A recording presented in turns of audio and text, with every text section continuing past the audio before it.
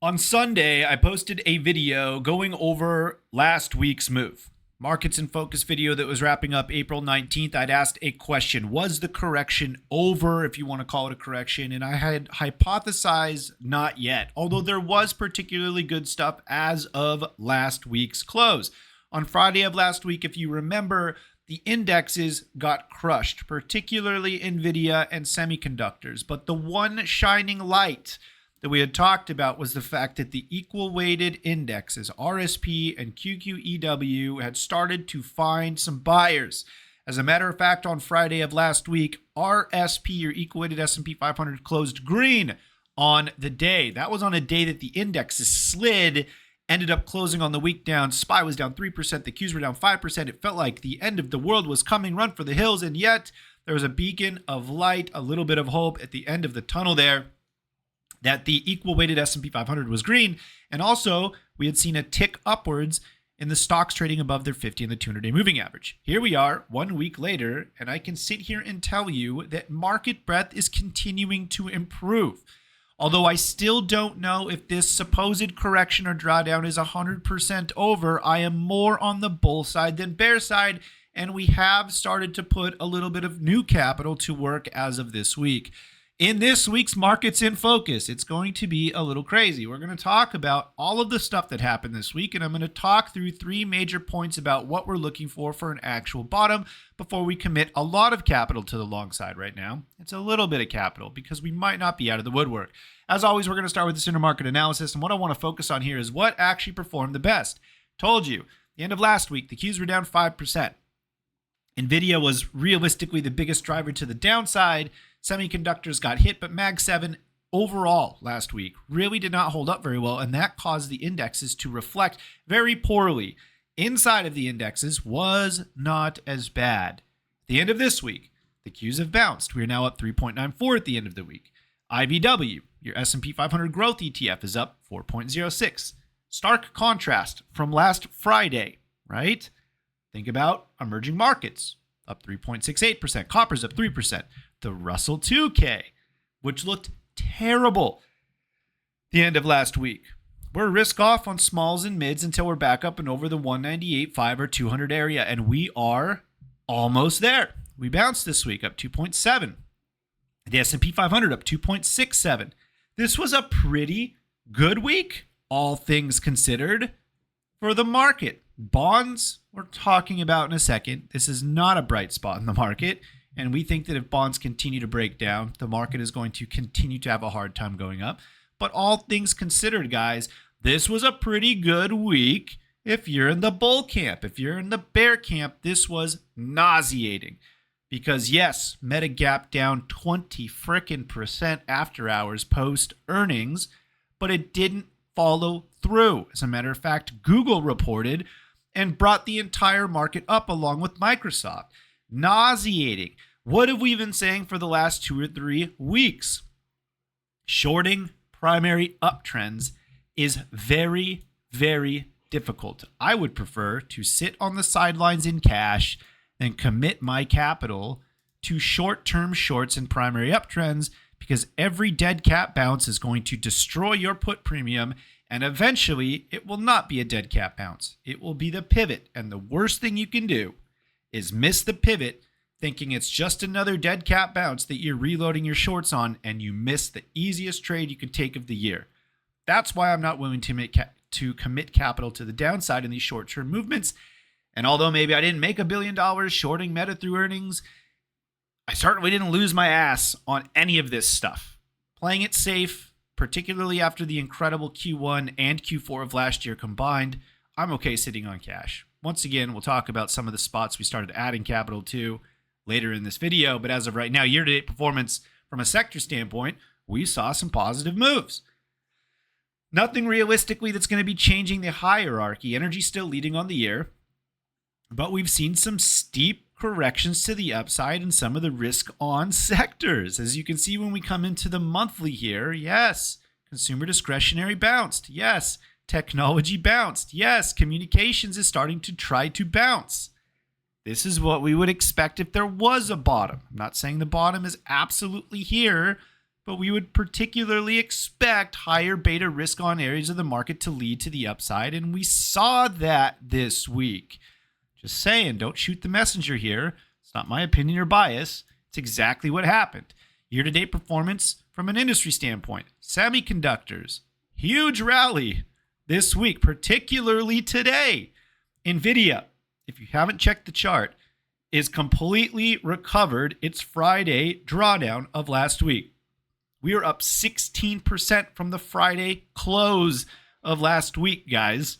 Semiconductors, although I'm not saying they're out of the woodwork yet because NVIDIA still has to announce its earnings, I believe, in 3 weeks. AMD reports next week on Tuesday after hours. Semis are not out of the woodwork, but they bounced fervently this week. If you were short coming into this week, semiconductors, after the capitulation move on Friday of last week, it was a very bad week for you. Not only did semiconductors bounce, but a majority of the higher beta areas started to find some support. Not telling you to go out and buy this stuff, but on the year to date, you can see clean energy and TAN. These are notoriously terrible areas of the market. Over the last 3 to 4 years, they started to catch a bid. Once again, something you would expect in a little bit of a broadening out process. We can go to the 1 month here and we can see it once again. A little bit of bounce here coming in from the 19th. This week, we started to catch a little bit of a bid. Software started to catch a bid. Semiconductors started to catch a bid. Internet started to catch a bid. But we also saw areas of the market that had been performing relatively well over the last 4 to 6 weeks when the market really started to consolidate sideways and then break down. They held up. They did not sell off. So this wasn't a defensive rotation back into risk on. It was a cash rotation into risk on, while some of this risk off and defensive low beta stuff is still being bought. It's a total market move, not necessarily a rotation out of defensives into more risk on areas. It's not at all. And we can see that GDX up today in particular, but over the last few sessions, same with semiconductors. You would expect if this was a rotation out of defensives and into risk on areas of the market, that you would expect gold miners and some of the energy related stuff to pull backwards, but we didn't see that at all. If we go to factor analysis, we're going to focus on the 1 month here. Small cap growth, which is arguably one of the most risk on areas of the equity market, started to find a floor on the 18th and 19th. All of this stuff is intertwined. Now, we would expect here defensive areas of the market to underperform the benchmark if higher beta stuff is moving up. That's not to say that lower beta areas of the market, defensive areas of the market, did not go up as well. They did, but they went up less than the benchmark, which right now is being carried to the upside by some of the Mag 7 higher beta growth stocks. This makes total sense in a potential bottoming out process. We're starting to see it happen.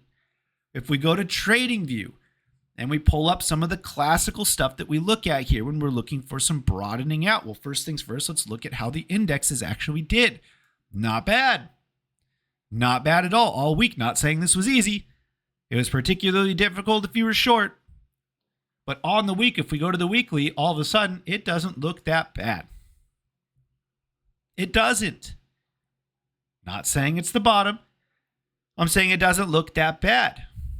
It does look like potentially we could have found a little bit of support and bounce there. And it wasn't a low volume week. This is not a bounce on low volume. If we go to the S&P 500, not bad. Not the best, but not bad. If we go to IWM, I was talking about 198.5 to 200 area. We are finding resistance previously where we did for the last 2 years. We flipped this, which we could hypothetically early next week. You got to give an edge to the bulls, at least in the small and mid cap space. Was it over that fast? It just feels like it just started. I was expecting a steeper pullback. Look at the RSI on some of this stuff. We're about to break back up over the 50. That's bullish in TTI. Look at SPY. We did close above 50. We're currently sitting at, 49.58. Goddamn close. Now, just because we're above the 50 doesn't mean we're buying everything, but it's part of the puzzle. Above the 50 is a green light for us. That's bullish momentum. Look at the Qs. We closed at 48.8. We're pretty goddamn close. We have Mag 7 stocks reporting next week. Amazon's on Tuesday. AMD's on Tuesday. Apple's on Thursday. Coinbase is on Thursday for the guys trading correlated assets to Bitcoin. This stuff matters. Not the worst week. When we go and we look at the actual equal weighted ETFs, they look even better. Once again, I was talking about how market internals actually held up not terribly last week. They held up very well this week. It wasn't just the Mag 7 stocks performing. It was the total market performing pretty okay this week. This was kind of the first thing we noticed on Friday of last week. RSP closed green last Friday. What? The market was down huge on Friday, but the average stock in the S&P 500 was up, and we saw that strength carry through to this week. Not saying it's the most bullish setup. I'm saying that there's a little something there. If you're bearish, you should be focused on this because this is something that might come back to screw you. If you're bullish, this is step one.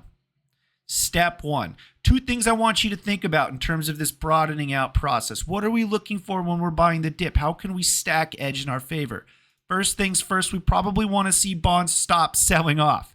They don't necessarily need to go up, but they need to stop hitting new lows. If you haven't been paying attention to bonds, they are positively correlated to the equity market over the last 2 years. Don't believe me? Superimpose the S&P 500 chart on TradingView and go back. Take it one step further and add the correlation coefficient indicator on TradingView and look at the +1 range-bound correlative indicator telling you that these are, in fact, correlated right now. When bonds are breaking into new lows, it's reasonable to assume that the equity market is probably following. Now, bonds have, over the last few sessions, stopped going down at least at the same rate they have been, and that has allowed the market to catch a little bit of a floor. Breathe a little bit, flex a little bit. If this is a bottoming out process, I think bonds have to continue minimum to go sideways. Potentially catch a bid, although I don't think catching a bid is going to be the end all be all. I think as long as bonds stop going down on a consistent basis, the market will start being bought. The other side of the equation is the dollar. Unlike the bond market, the dollar is inversely correlated to the stock market. Don't believe me? Superimpose the S&P 500. Go back 2.5 years. Every time the dollar rips, the market falls. Every time the dollar falls, the market rips. Once again, correlation coefficient. Go turn it on TradingView. Now, we've been stuck in a range in the dollar for the last year and a couple months. Did we or did we not rally to all-time highs in the last year and a couple months? Yeah, this is perfect conditions for the market to rip into new highs. But within this trend of going sideways, there are oscillations. And every time the dollar tends to rip, the indexes falter.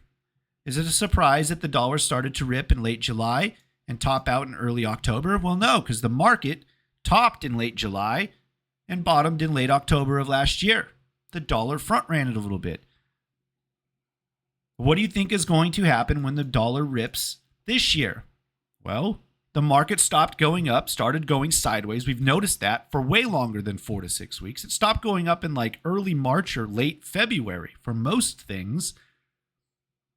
And then as the dollar ripped, the market capitulated. We would expect the dollar, particularly on the data that came out 2 days ago with GDP missing and PCE fucking flying, that the dollar should have broken out at the very minimum above 106.5 and potentially into new 2-year highs at 107. But it's not. I don't know why, but it's not. So once again, this broadening out process, we would expect the dollar, if that was the bottom, to start breaking down. It doesn't need to shoot straight down, but it just needs to stop going up. The dollar hasn't really done a whole lot in the last week, and the market has gone up. It's the same recipe, guys. Bonds stop falling, market tends to do okay. The dollar stops ripping, the market tends to do okay. The dollar drops like it has from November 1st through the end of December. If you were long anything, particularly in the higher beta area, you made a killing last year. Why? because the dollar was dropping and everybody was participating in the breakouts. Once again, what happens if the dollar breaks down? We're at all-time highs, probably, in a lot of things, again. But I'm not saying the dollar is going to drop. I'm saying in the scenario that it does, the market will probably rip, and that will be the bottom. On the flip side, data comes out, I believe the Fed speaks next Wednesday. The dollar may rip into new highs. We break 107. We are definitely going to be in a world of pain for the market. There's a lot of stuff going on. There's a lot of moving pieces here that you can pay attention to, that you should be paying attention to, particularly if you're sitting on a lot of cash and you're waiting to get involved with any of these new moves. Now, once again, I told you we've been throwing out some feelers. Financials have held up remarkably well over the last week and a half. Not only have they held up well on an absolute basis, but they're breaking out on a relative basis. Financials for the first time in a year are finally breaking out against the broader market. We wanted to get more exposure. We bought some BAC with anticipation of a break above 39, targeting 46. We already have Wells Fargo. We bought all the way back here at 48.5 and again somewhere around 57.5. We still have some JP Morgan and a couple other names. Financials are doing well. Why would we move away from those? Energy is holding up decently well. Lots of different moving pieces in energy. But we're also, for the first time in a while, starting to look at tech stocks and potentially owning them. SMTC is a mid-cap semiconductor name. We started opening a position in SMTC over this last week. We like it above 35 with a price target near 48.5 and a stop underneath 30. It's a very straightforward trade. There's a gap fill for all of you that like gap fills. It's a 7.17 ADR, meaning there's going to be some volatility, but it's the right sector, technology. It's the right industry, semiconductor. It's the right market cap, mid cap. For everything that we're thinking, if that was the bottom, we'll start to outperform. Tech is the leading sector off the bottom, probably. Semiconductors are the leading industry group off the bottom, probably. And mid-cap, with the Russell 2K potentially breaking back up and over the 198.5 or 200, puts us back in the driver's seat of wanting to own small and mid-cap stocks. Bullish momentum regime, above the 200-day moving average, and it's sloped up. There's a lot to love about this chart. I'm not telling you that it has to work. I'm telling you that it's a pretty good opportunity if that was the actual bottom. We're not only getting along SMTC, but this is a good representation of the type of stuff that we're looking at.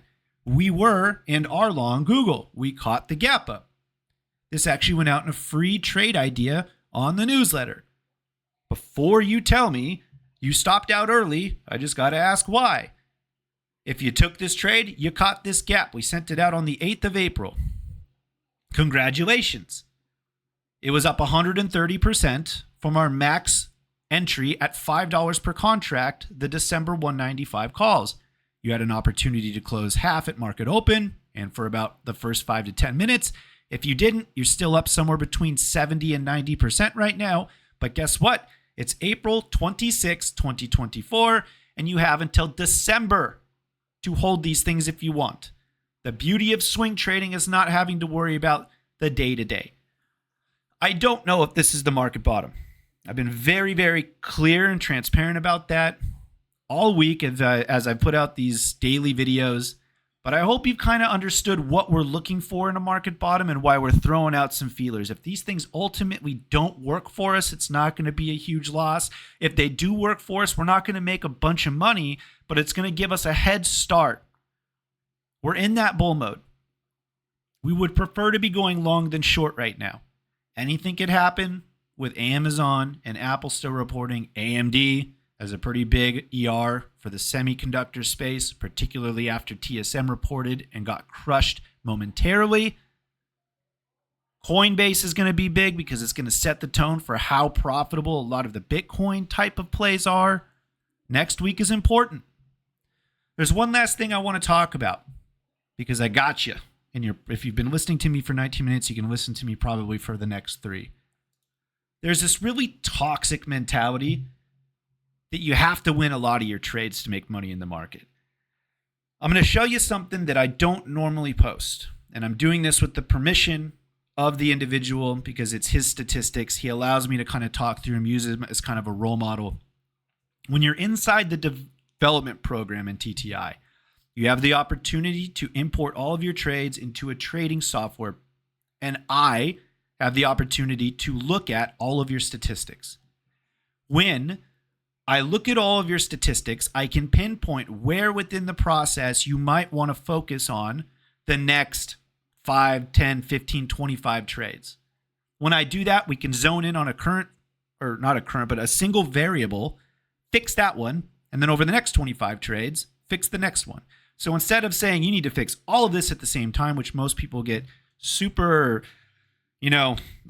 scuttle-brained, they don't know where to start. There's too many moving pieces. We focus on a single one. So this particular trader, Thomas, this goes back to, I believe, November. $48,601 in profit, and he's currently averaging a 56.3% win rate. I want to say that again. He's made nearly $50,000 in profit off of around $100,000 account, so he's about a 50% up on account, and he's only won 56.3% of his trades. For those of you that know simple math, this probably isn't going to be mind-blowing to you, but for those of you that fall into the group that you need to win 80, 90, 95, 100% of your trades to make money, the winning percentage does not matter. The risk to reward that you target over a large sample size is what matters. If you're targeting a 3-to-1 setup over 100 different trades, you need to win at least 25% of those trades. If you're targeting a 4-to-1 setup, 20% break-even win rate, and it goes down the higher risk to reward that you go up. The flip side is, if you're targeting those 4-to-1, 5-to-1, 6-to-1 setups, you're going to lose a lot more often. You have to ask yourself, are you trading to make money or are you trading to be right? Because you can be right and lose everything if you're not targeting the right types of risk to rewards, and you can be wrong more often than right and make money by targeting the higher risk to rewards. This is a fantastic little viewpoint. I hope that this imparts wisdom on you guys. If I went out and said, listen, guys, we win 56% of our trades, I want you to join my service, most of you would go, the guy on Twitter says he wins 90%. The guy on Twitter is probably a fucking liar, to be honest with you. This is what real trading looks like. It's sometimes messy, it's sometimes sloppy, but at the end of the day, if you're making money, it doesn't matter what anybody says, continue to do it. Also, profit factor of 4 is absolutely wild. Thomas, congratulations. Guys, my name is Hamilton. I'm here with the Trading Initiative. If you like this type of content, please like and subscribe. I don't know about you, but I'm ready to buy some goddamn stocks next week. Catch you on Monday.